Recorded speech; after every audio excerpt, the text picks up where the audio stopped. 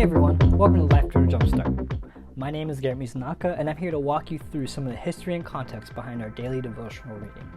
Today is September 19th, and we're going to jump into Ezekiel 47:48 and Luke 2. So we're almost done with Ezekiel, and the vision of God's redemptive arc for his people continues in that he's going to establish a city that he's going to be in and through, and it's going to be a place of joy, rest, and in his presence. And we see that that Ezekiel sees a vision of a river that cuts through the land and it ends up in the Dead Sea, which is one of the most desolate places on earth, and that this mirrors the Garden of Eden in Genesis, and that God establishes a city. And what is the city's new name? It is "The Lord is There." That's what that city name means. And that speaks to me, and I hope that speaks to you, because again, as we've seen the past few days, this is a big reminder of the end goal of everything that Christianity is about, that God's presence will rule on earth as it is in heaven. And in Luke 2, we begin to see one of God's amazing...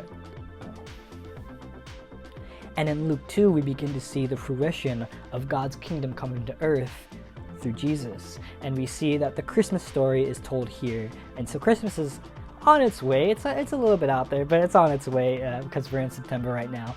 But it's always good to get ready for the Christmas season by remembering why it is even a thing. And so we see that this story shows Jesus' purpose, and everyone kind of knows the Christmas story, so I'm not going to get too deep into that. But what I am going to point out and what I am going to highlight is that we see Jesus in the temple when he around 12 years old, and that his parents accidentally left him in the temple. I don't know how that happens. It does, I guess.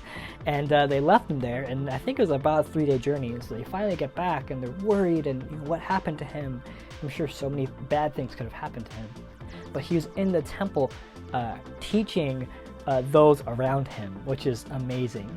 And he says the reason why he was there is because he's in his Father's house. And why didn't you know to look for me in my Father's house, he says.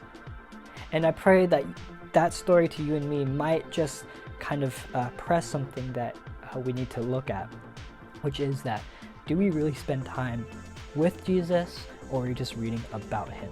Do we go to places and gatherings about Jesus, or do we really spend time with him? And I pray that you and me would read the scripture today and spend time with Jesus in prayer and in meditation.